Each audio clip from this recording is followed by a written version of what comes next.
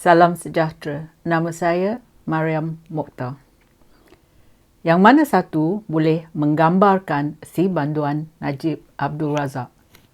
Penjenayah, penipu, pengkhianat, pelakon atau mangsa pembangkang? Mungkin semua penyokong dan pengampu bodek si banduan Najib tak percaya yang dia salah. Jadi, saya merayu supaya mereka dengar dengan teliti. Dia seorang penjenayah. Dia bukan wira, dia bukan hero. Dia seorang pengkhianat yang telah memalukan nama baik Malaysia. Dia telah memalukan nama bapaknya, Tun Abdul Razak Husin. Dia telah memalukan bangsanya dan dia telah memalukan agamanya. Dia pandai berlakon dan secara ini senang nak ambil hati makcik-makcik kampung yang kesian padanya, dan mereka lah yang beria-ia kata yang dia tidak bersalah ke atas tuduhannya. Kalau dia tak boleh lagi masuk politik, Najib boleh cari kerja dekat Bollywood sebagai pelakon. Yang peliknya, sampai makcik-makcik tu sanggup gadai belian mereka untuk bayar kos pembelaan Najib. Najib ambil duit mereka nak beli intan belian untuk isterinya. Yang makcik-makcik ni bagi lagi duit mereka pada orang yang curi duit mereka. Itu memang aneh betul. Najib bukan mangsa konspirasi. Najib gila kuasa dan gila kekayaan sehingga ia sanggup memecah belahkan rakyat Malaysia dengan menggunakan agama, bangsa dan jentera kerajaan untuk menindaskan rakyat. Najib telah memegang jawatan Perdana Menteri dan juga Menteri Kewangan.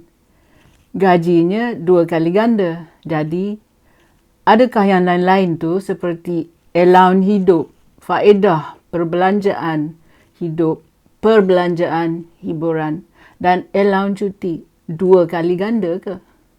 Dia juga penasihat GLC dan pelbagai badan institusi kerajaan.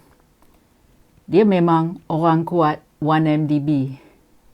Jadi, Najib bukan mangsa konspirasi, tapi kita rakyat Malaysia, iaitu anda dan saya, yang jadi mangsa keangkuhan dan ketamakan Najib dan isterinya bekas FLOM, First Lady of Malaysia.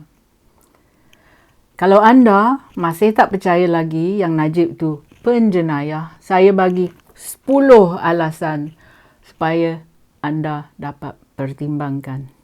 Yang satu, pencuri.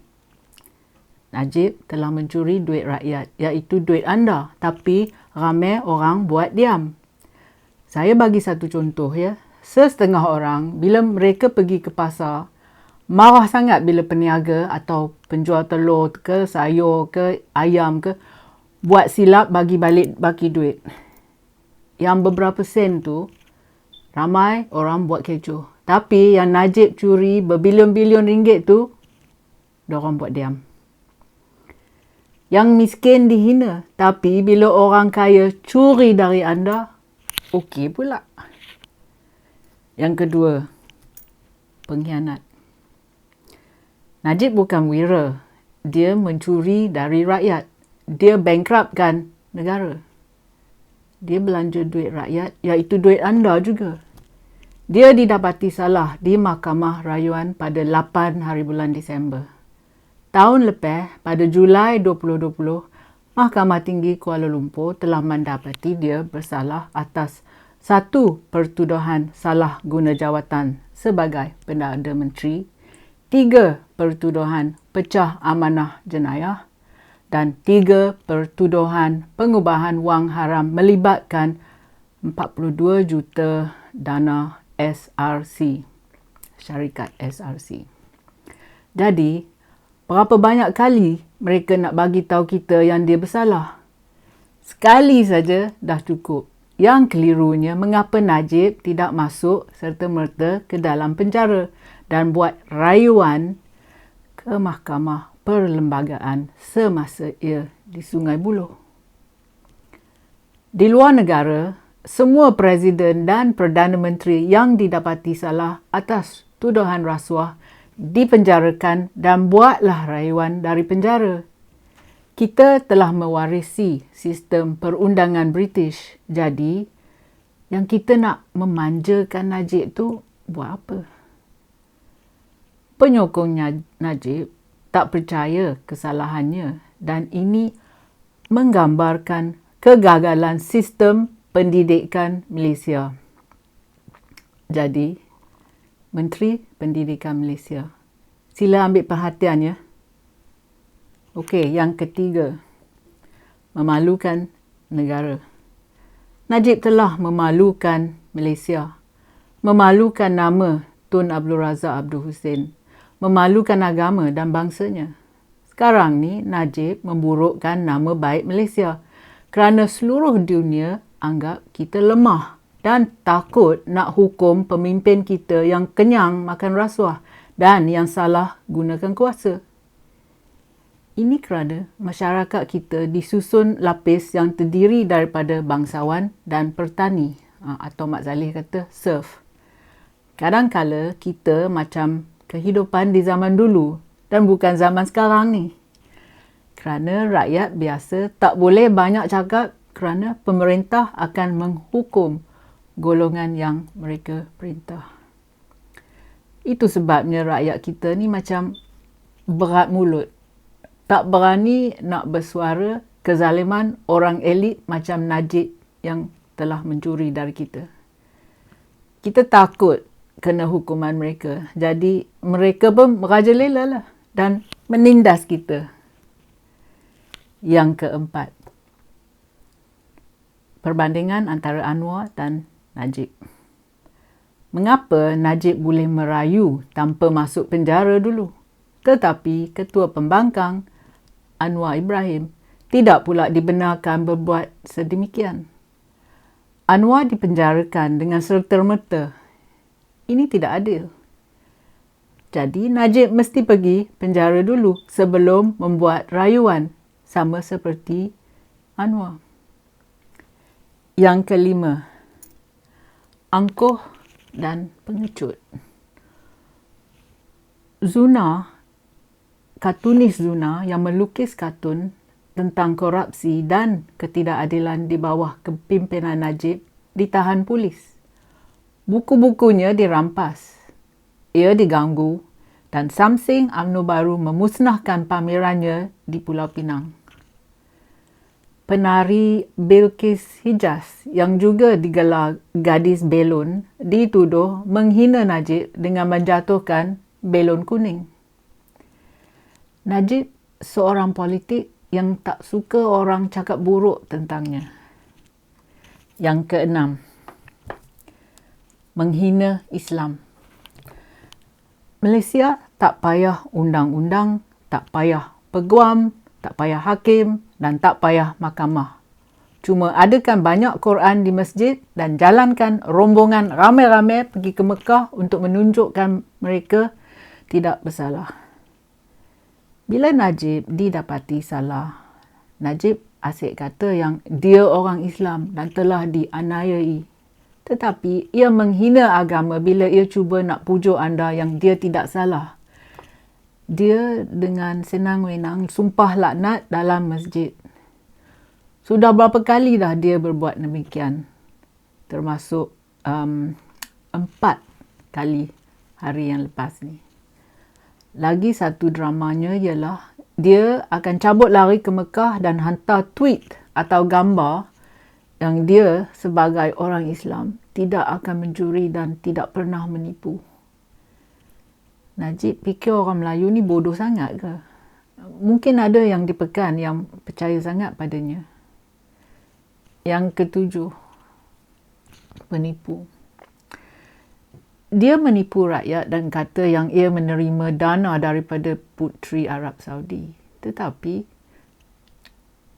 putera Arab Saudi yang dikatakan menderma wang sebanyak 2.6 bilion kepada Najib telah gagal mengemukakan dokumen sokongan untuk membuktikan pemberian derma berkenaan.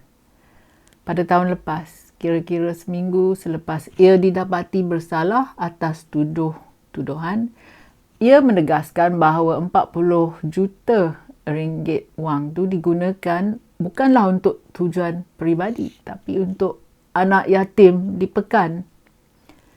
Yang peliknya, semasa kes dibicara, mengapa dia tak ceritakan tentang anak yatim tu? Itulah dia pembohong. Juga dalam perbicaraan kes SRC International tu, dia mati-mati kata dia tak tahu yang dia telah menerima duit 42 juta ringgit tu dalam akaunnya. Itulah dia pembohong.